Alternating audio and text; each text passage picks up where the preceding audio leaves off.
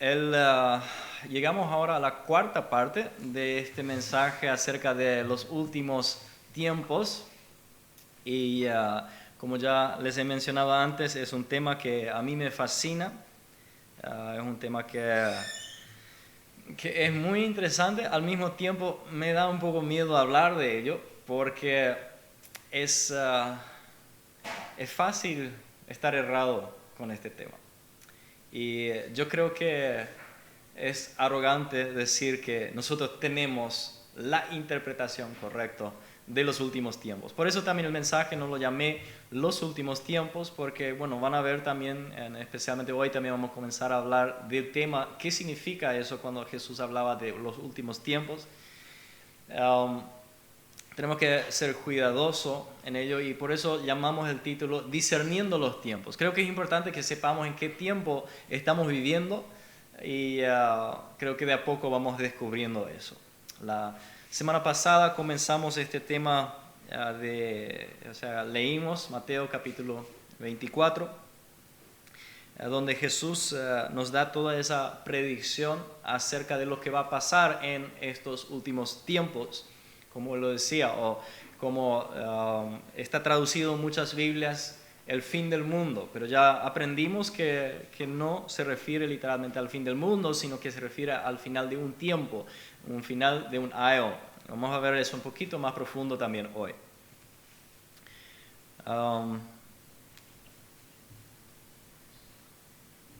Buenísimo, dice que este Ciudad del Este está saliendo muy bien. Bueno, ahora ya estamos hasta la mitad del camino también hasta Ciudad del Este, ¿verdad? Entonces debería ser, es un poco más corto, yo estoy entre medio ahora de los que están en Ciudad del Este y los que están en Nueva Plata, así que ahí ya compartimos un poco la distancia, ¿no?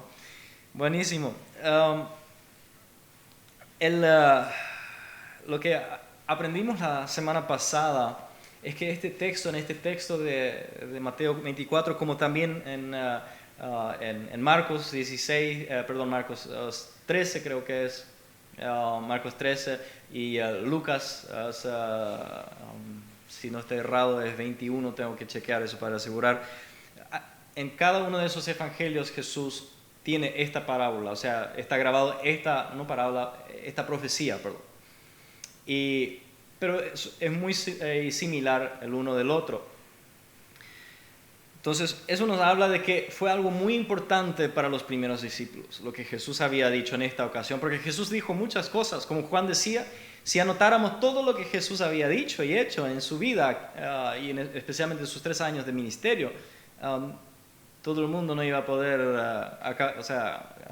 en todo el mundo no iban a caber los libros que deberían ser escritos, decía él.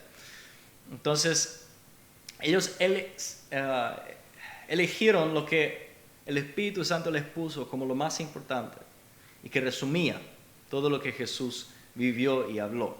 Y eso está ahí adentro, y no solamente está en uno de los evangelios, está en los 3 luego. Eso nos habla de que es algo muy importante y que creo que es importante que lo entendamos a qué se refiere. Hablamos la semana pasada de que cuando interpretamos una profecía tenemos que ver si la profecía es una profecía literal o si es una profecía metafórica. Y vimos que esta profecía de Jesús tiene varios elementos en ella. No puede ser traducido totalmente literal ni totalmente metafórico, porque en los dos casos vamos a tener un grave problema. Pero la gran pregunta entonces es qué partes de la profecía de Jesús traducimos de una forma literal y qué parte traducimos de una forma metafórica, porque eso cambia totalmente su significado. Para darles un ejemplo, una de las cosas que Jesús profetizó era la destrucción del templo, lo cual sabemos que ocurrió muy pronto después de ello. Entonces, si decimos, bueno, esto es literal, entonces tenemos que traducir todo de una forma literal. Significa que lo que seguía después de eso, cuando él dijo que las estrellas iban a caerse del cielo, el sol dejará de alumbrar, la luna dejará de ser, o sea, dejara de dar su brillo y que el cielo se iba a enrollar, todo eso también tendría que verse cumplido literalmente. Bueno, hay alguien entonces tal vez dice, bueno, eso todavía está en el futuro. Ok, si tomamos eso literalmente y lo ponemos en el futuro, entonces tenemos que tomar también el último punto de una forma literal, donde Jesús decía, y todo eso ocurrirá antes de que esta generación pase. Y ahí ya nos metemos en un lío. Ahí ya tenemos que llegar a la conclusión de que Jesús estaba errado en su profecía.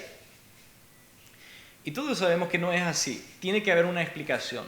Y la única manera para explicarlo es darle a esa profecía una interpretación parcialmente literal y parcialmente figurativa.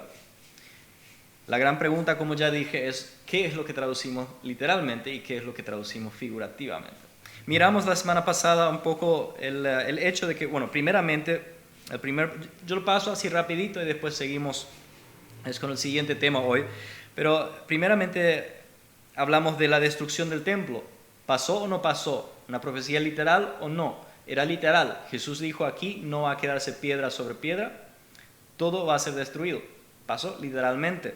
La destrucción de Jerusalén, pasó literalmente.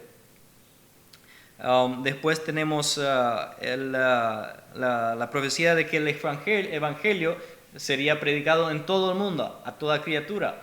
Bueno, aquí podemos debatir algo. Algunos dicen, no, eso no pasó literalmente, eso es todavía algo para el futuro. Sin embargo, Pablo decía que en Colosenses 1:23, él decía, este evangelio ha sido predicado en todo el mundo. De acuerdo a Pablo, esa profecía ya se había cumplido en su tiempo mediante una generación, literalmente. Luego, los señales en el cielo, vimos varios ejemplos en el Antiguo Testamento donde un lenguaje muy similar es utilizado por el profeta Isaías, como también otros profetas, que utilizan esa clase de lenguaje para profetizar cosas que iban a venir, que el cielo se iban a enrollar, las estrellas iban a caer del cielo. Esas profecías ya hubo antes acerca de ciudades que iban a caer, que cayeron, que pasaron. Las profecías se cumplieron al pie de la letra, pero de una forma figurativa. Entonces, podemos decir que a lo que Jesús se refería aquí, que las estrellas se iban a caer, el cielo se iba a enrollar, que posiblemente le está hablando de una profecía figurativa, lo cual tendría más sentido, porque ¿de dónde van a caer las estrellas? Literalmente, porque están siendo sostenidos. ¿Por qué? O sea, Dios los sostiene en sus brazos. ¿Hacia dónde van a caer? ¿Hacia la tierra? La tierra es así un puntito en todo nuestro universo. Las estrellas, bueno, decimos, no, van a caer, qué sé yo, pero ¿hacia dónde? No hay gravedad ahí arriba, no pueden caerse hacia ningún lado. Van a caer hacia abajo, hacia arriba. ¿Dónde es abajo? ¿Dónde es arriba? En el universo no hay un abajo ni no hay un arriba. ¿Alguna vez pensaron en ello? Entonces, las estrellas no pueden caerse literalmente. Es una palabra metafórica, es figurativo lo que Jesús está diciendo aquí. Y yo creo, personalmente, que se está refiriendo a los líderes mundiales, o sea, los líderes del mundo iban a caer, porque estrellas a menudo son comparaciones con reyes y líderes y personas que lideran, que dirigen, como también las montañas que se iban a mover de un lugar a otro. Montañas son símbolos de reinos, y el sol y la luna son símbolos de autoridades y de reyes. Entonces, podríamos concluir que esa parte es figurativa. Luego hablamos del gran debate acerca del tema de la generación. Jesús decía, todas esas cosas van a pasar antes de que esta generación pase. Y llegamos a la conclusión de que lo más razonable es tomar esto como algo literal de lo que Jesús habló. Y dimos varios puntos, entre ellos de que en ninguna otra parte en la Biblia esa palabra, esa frase, esta generación, es utilizada de una forma metafórica. Siempre Jesús mismo, como también otros escritores del Nuevo Testamento, lo tenían, lo usaban de una forma literal, refiriéndose a una generación literal. Entonces yo creo que lo más razonable sería tomarlo como una profecía literal. Sin embargo, si tomamos esta generación como algo literal, nos metemos en otro lío, porque ahí entonces nos hacemos la pregunta, bueno, ¿qué pasa entonces con esa profecía? O sea, con esta palabra de que Jesús decía que Él iba a venir o sea, que antes de que pasen todas esas cosas, antes de que pase una generación, que Él iba a venir en su gloria. Entonces la gran pregunta es, ¿a qué se refería Jesús que Él iba a venir en su gloria? Si tomamos esta profecía, esta generación literalmente, tenemos que tomar la profecía de su venida en gloria como algo figurativo, como algo... Ahora, y ahí está el gran debate y la gran pregunta, ¿podemos interpretar eso como algo figurativo? Porque la mayoría lo interpretan de una forma literal. Y dicen que esto se refiere a la última venida de Jesús literalmente en esta tierra. Y eso viene porque hay otros textos de la Biblia que lo ponen claro, que Jesús viene de vuelta a esta tierra para reinar literalmente. Entonces, la gran pregunta es nada más aquí, ¿estamos hablando de la misma venida? ¿O podría ser que en este texto Jesús se refiere a una venida de Él un poco diferente? De eso vamos a hablar en 2 semanas, porque el próximo fin de semana va a predicar Tony aquí y el domingo Bruce, pero vamos a dejar ese tema para en 2 semanas de ahora, así que no se olviden de conectar para descubrir lo que tenemos para decir acerca de ello. Hoy lo que quiero hacer es entrar un poco más en este tema del fin del tiempo. Creo que hablamos un poquito de ello ya en el primer mensaje, pero quiero profundizarnos un poco más en ello y para ello vamos a repetir un poco lo que Jesús nos dijo en Mateo 13:36 al 43, donde Él dice que una vez que Él se despidió de la multitud, entró en la casa, se le acercaron sus discípulos y le pidieron, explícanos la palabra de la mala hierba del campo. Jesús había dado esa parábola de la hierba, de la mala hierba del campo. Y Jesús explica entonces a qué es lo que se refería. Él decía, el que sembró la buena semilla es el Hijo del Hombre. Le respondió Jesús, el campo es el mundo. Entonces, Él había dado esta parábola a los judíos, específicamente a los sacerdotes, a los escribas y sacerdotes que estaban ahí. Jesús les dio esa parábola de que al final, o sea que las dos cosas, buenas hierbas y malas hierbas, o sea, las buenas plantas, las malas hierbas, todo junto iban a crecer y al final del tiempo Dios iba a arrancar a las malas hierbas. Entonces, Él explica, el campo es el mundo y la buena semilla representa a los hijos del reino. La mala hierba son los hijos del maligno. Y el enemigo que la siembra es el diablo. La cosecha es el fin del mundo, dice esta versión. Ahora agarren eso por un momento. La cosecha es el fin del mundo y los segadores son los ángeles. Así como se recoge la mala hierba y se quema en el fuego, ocurrirá también en el fin del mundo otra vez. El Hijo del Hombre enviará a sus ángeles y arrancará de su reino a todos los que pecan y hacen pecar. Los arrojarán al horno encendido, donde habrá llanto y rechinar de dientes. Entonces los justos brillarán en el reino de su Padre como el sol. El que tenga oídos, que oiga. En el verso 38, aquí la palabra mundo viene de la palabra griega cosmos y quiere decir mundo. Esta creación se refiere literalmente a la tierra en sí.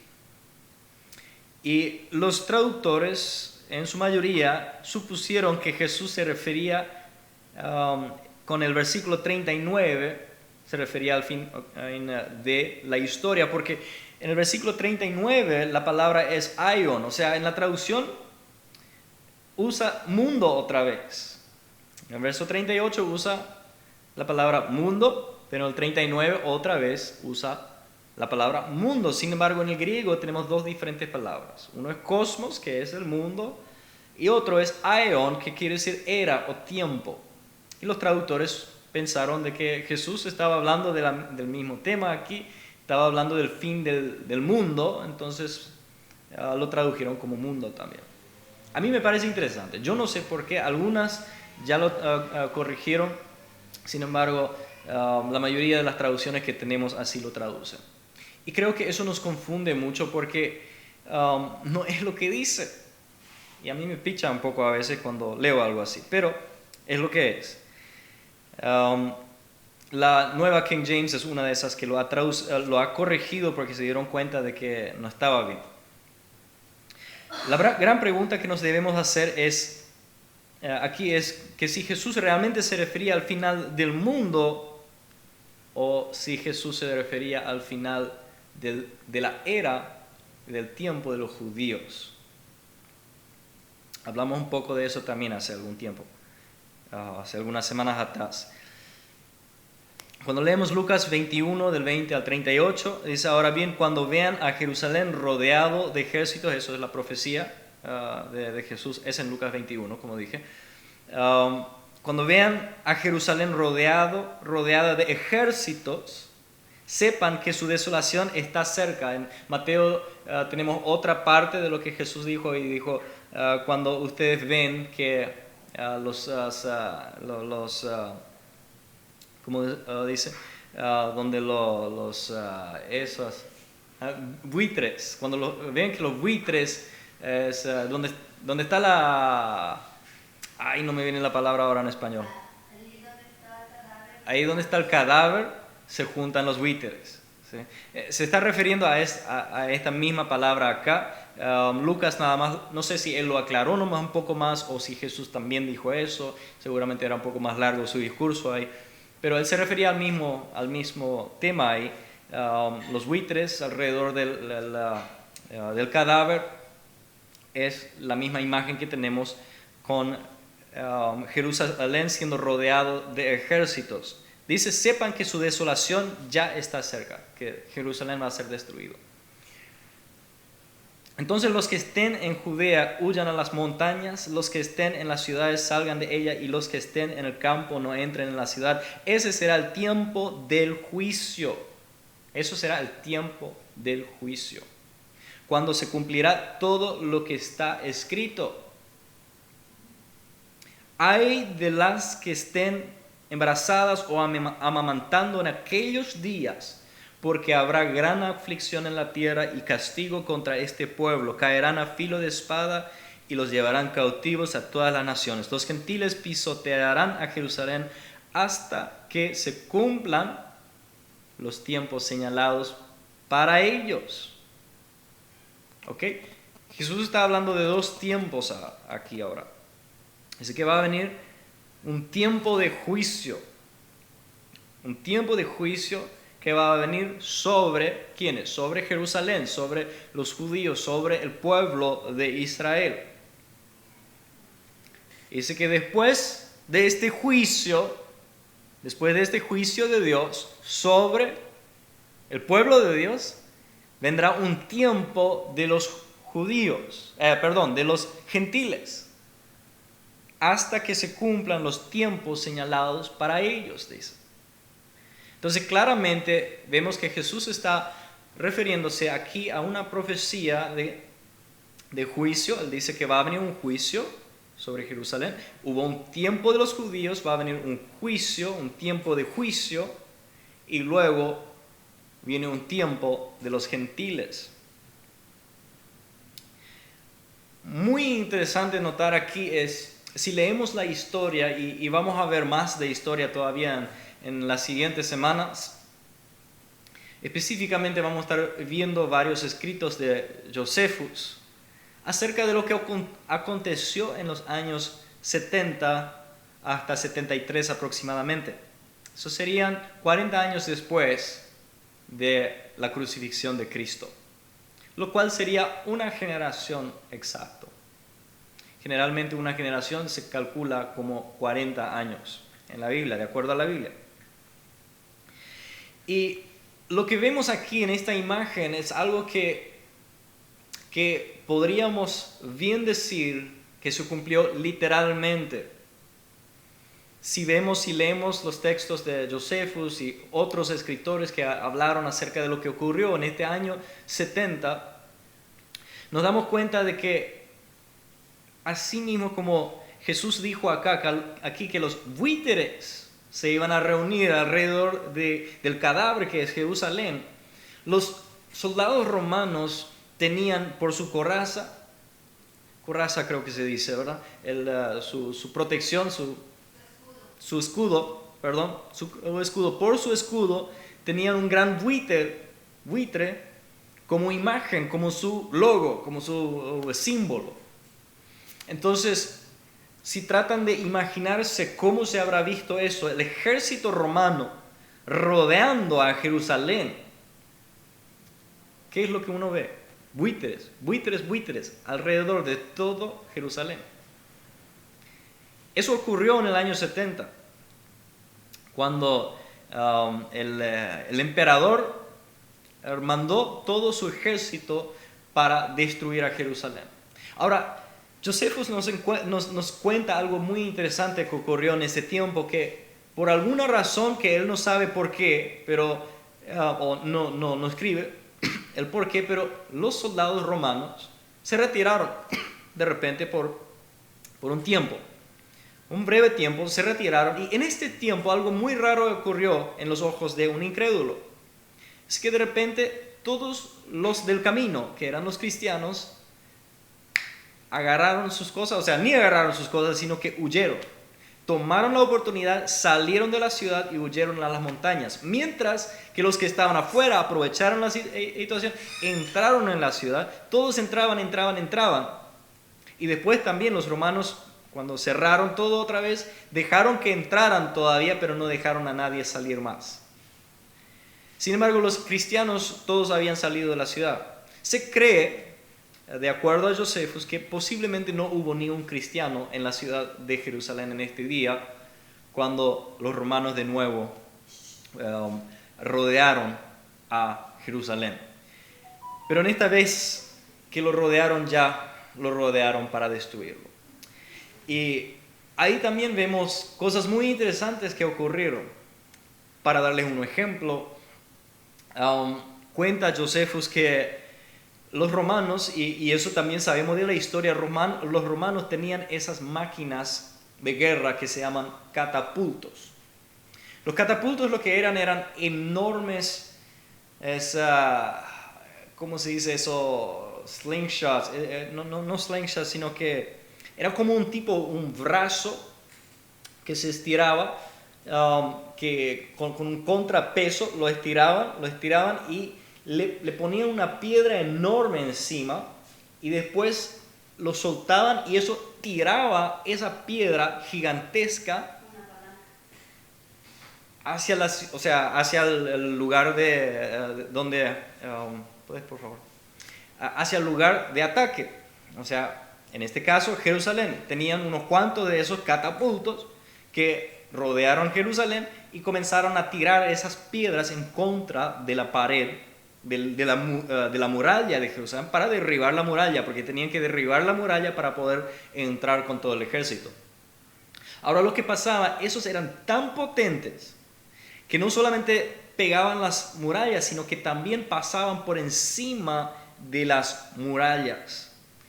Y esas piedras también explica el tamaño, el grosor, y esas piedras tienen ese mismo espesor y el tamaño de lo que Juan en su profecía en Apocalipsis habla de ese granizo que iba a caer. Algo interesante notar. Y además también así está anotado en la historia que caía como granizo en la ciudad de Jerusalén. ¿No es algo interesante eso? Que las piedras, esas rocas enormes que los romanos tiraban hacia la ciudad de Jerusalén, caían como como granizo pesado y enorme y grande. ¿Nos suena a lo que nos habla Juan en Apocalipsis? Tal vez en algún momento podemos leer eso también y entrar un poco más en detalle, pero es uno de los detalles que encontramos.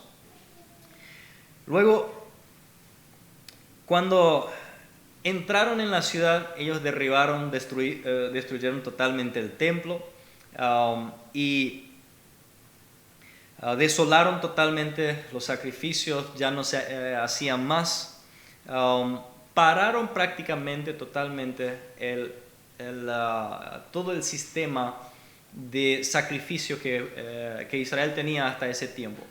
Y hasta ese tiempo ellos también tenían bien en claro los récords, las genealogías, sabían exactamente quiénes tenían que ser los sacerdotes, etc. Y en este tiempo los romanos destruyeron todo. Desde entonces ya no hay más prueba de quiénes pueden ser los sacerdotes y quiénes no. Eso es un lío que tienen los judíos hoy día, que si es que van a levantar un nuevo templo en algún momento, podríamos decir que sería trucho, porque no puede ser más genuino, porque no saben quiénes deberían ser los sacerdotes. Dios se aseguró de terminar ese tiempo de los judíos en ese momento. Eso no significa que Él ha rechazado a Israel y a Jerusalén, de ninguna manera, porque sabemos que al final Él dice que todo Israel será salvo, y eso esperamos todavía, porque aún Israel no es salvo. Así que hay profecías todavía a cumplirse ahí. Sin embargo, esta profecía, cuando Jesús decía que todo esto iba a ocurrir y entonces iba a venir el fin de la era, el fin del aion, es posible que Jesús se refería no al fin del mundo, sino al fin de ese tiempo de los judíos. Yo creo que sí es posible, porque después cuando seguimos descubriendo otros detalles, y vamos a ver algunos enseguida. A ver un poquito. Yo hice un pequeño camino alrededor ahí, hablé algunas cosas que no tengo anotadas aquí.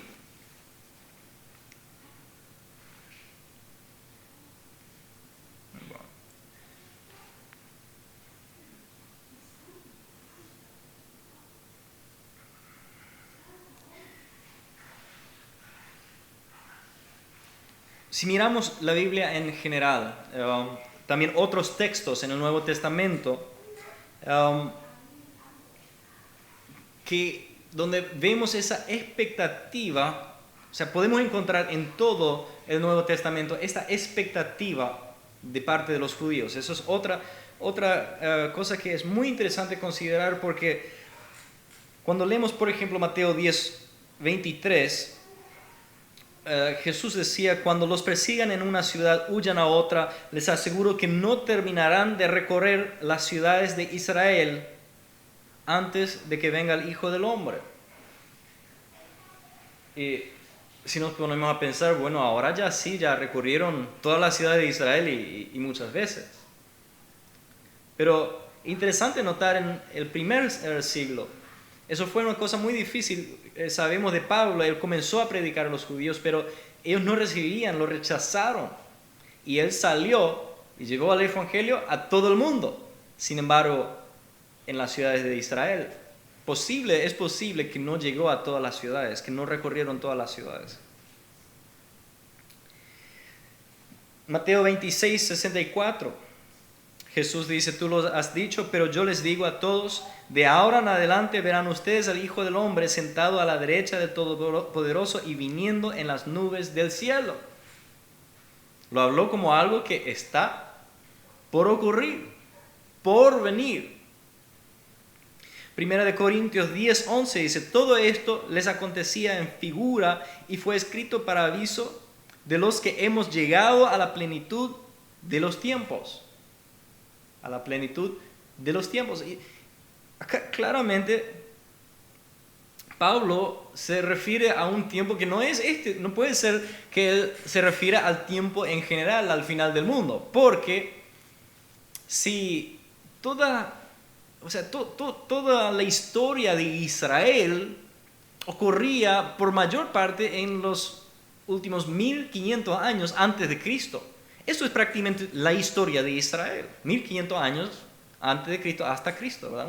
Una historia de 1500 años. Y Pablo dice aquí, todo eso ha sido escrito en esos 1500 años. Fue escrito para aviso de los que hemos llegado a la plenitud de los tiempos, que hemos llegado al final de este tiempo. Ahora, no tendría sentido, o sea, obviamente Pablo no supo bien lo que decía aquí, si esto se refería al final de todos los tiempos. Porque no tiene sentido decir, después de 1500 años de historia, decir, bueno, aquí llega al final. Y después seguimos 2000 años después y seguimos diciendo, ya viene el final, ya viene el final, ya viene el final. De lo cual hablaba Pablo. ¿Me escuchan? ¿Me entienden? ¿No? Luego en Filipenses 4:5 dice, el Señor está cerca, decía Pablo. Eso ya es después de Jesús resucitó, se fue al cielo. Él está predicando el Evangelio y les exhorta a los filipenses aproximadamente en el año 60, entre 50 y 65, por ahí. Les exhorta, les dice, el Señor está a punto de venir. Luego leemos en Santiago 5:8-9, dice, tened también vosotros paciencia, decía Santiago, fortaleced vuestros corazones porque la venida del Señor está cerca. No se quejen, hermanos, unos de otros para no ser juzgados. Mirad que el juez está ya a las puertas.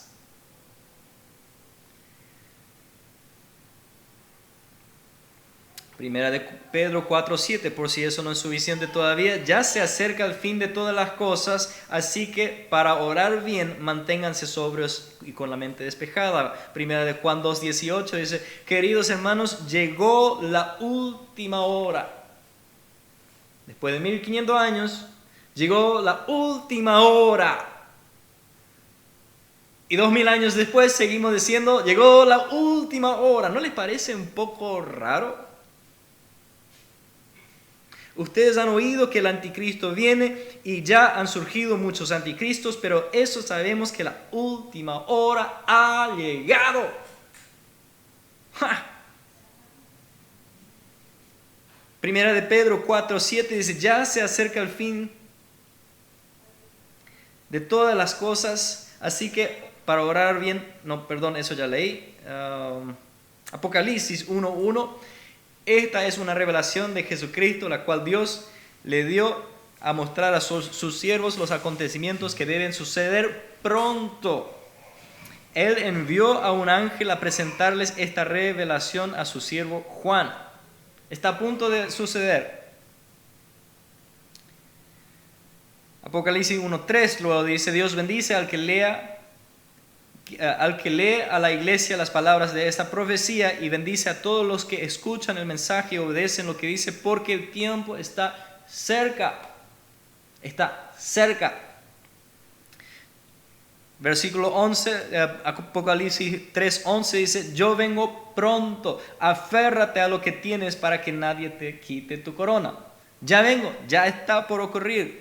Ya estamos ahí, Apocalipsis 22:6-7, dice, entonces el ángel me dijo, todo lo que has oído y visto es verdadero y digno de confianza. El Señor Dios, que inspira a sus profetas, ha enviado a su ángel para decirle a sus siervos lo que pronto sucederá. Miren, yo vengo pronto. Benditos son los que obedecen las palabras de la profecía que están escritos en el libro. Eso lo vemos otra y otra vez. A menudo se refiere a algo que ahora está por ocurrir, que está a punto de suceder. Ahora, sí, yo sé que generalmente entonces decimos, bueno, para Dios una hora puede ser como 1000 años, o un día es como 1000 años como un día. Y sí, es cierto, pero esta terminología no cabe ahí porque a Daniel, Dios le había dado unas revelaciones acerca de lo mismo que tenemos en Apocalipsis. También Jesús mismo decía, de esto hablaba el profeta Daniel. Y Daniel decía, o a Daniel el ángel decía, sella estas palabras porque concierne a un futuro distante.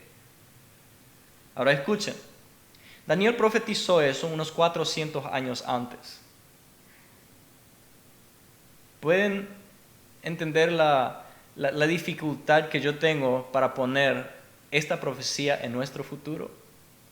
Porque si el ángel le dijo a Daniel, sella estas palabras porque concierne un futuro distante, y Jesús agarra las mismas palabras de Daniel y dice, ahora está por suceder. Ya no selles más la palabra. A Juan le decían, no selles esa palabra porque está a punto de ocurrir. Que después tarde otra vez más de 2000 años para cumplirse. Yo creo firmemente de que cuando Jesús hablaba del fin de la era, se estaba refiriendo al fin de la era de los judíos. Y yo sé que esta interpretación tiene algunas, como digo, no errores, porque realmente todo se puede interpretar. Algunos teólogos tienen dificultad con traducirlo de esta forma por razones que no son ni tantas razones. Pero lo vamos a estar viendo todavía en las siguientes semanas. Vamos a estar viendo algunos problemas que tenemos con esta interpretación, pero también muchas más. Ya vimos algunas pruebas, pero vamos a ver otras pruebas y vamos a ver otros detalles, como por ejemplo el anticristo, porque si decimos que esto ya ha ocurrido, entonces tenemos que poder explicar, bueno, ¿quién era entonces el anticristo? ¿A qué se refería cuando hablaba de la bestia? A todo este gobierno mundial, etc. Y nos quedamos con el gran hueco del futuro que queda para adelante nosotros, que también, si miramos ahora lo que ocurre, por ejemplo, en todo el mundo, podemos decir, pero parece que estamos llegando a un tiempo de lo cual hablaba Jesús. Y yo creo que bien puede ser, porque donde dice que no va a ocurrir otra vez algo parecido. El mundo todavía sigue siendo el mundo, el diablo sigue siendo el diablo, y aun si él está atado a engañar a todas las naciones en este momento, que es posible, él también será soltado otra vez al final, dice. ¿Quién sabe si no estamos viniendo a ese tiempo, donde Satanás está siendo soltado para engañar a las naciones en conjunto para combatir en contra del reino de Dios, para combatir a los que conocen a Cristo? Así que vamos a llevar esto en oración en esta noche. Vamos a pedirle al Señor que Él nos dé sabiduría, que Él nos dé que Él nos ayude a entender su palabra y nos ayude a discernir el tiempo en el cual vivimos hoy. Así que con eso vamos a terminar. Oren conmigo. Señor, te damos gracias por este tiempo en el cual podemos vivir. Gracias, Señor, por tu gracia, por tu misericordia y, Señor, por habernos dado un tiempo. Así como lo dices en tu palabra, nos has dado un tiempo de gracia a los gentiles, a nosotros. Y, Señor, te damos gracias por ello. Y, Señor, pedimos, Padre, que tú nos ayudes a entender, a entender tu palabra y, Señor, a brillar como una luz en la oscuridad en este mundo, Señor, para que tu palabra sea glorificado y exaltado, que tú seas exaltado a través de nuestras vidas. En el nombre de Jesús. Amén y amén. Bueno, es realmente ya, nuestro tiempo pasa rápido. Vamos a hacer una llamada corta todavía. Cabe parar nada más nuestra grabación.